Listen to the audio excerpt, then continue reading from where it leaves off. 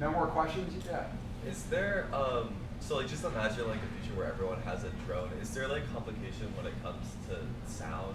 Because I know drones can be crazy loud. Like if you ever hear it at like a park, it's like on the other field, it's just buzzing. Yeah, much quieter than cars, right?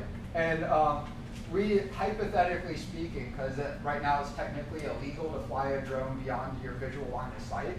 So there's a drone park up the road, Denmark Drone Park by Denmark High School.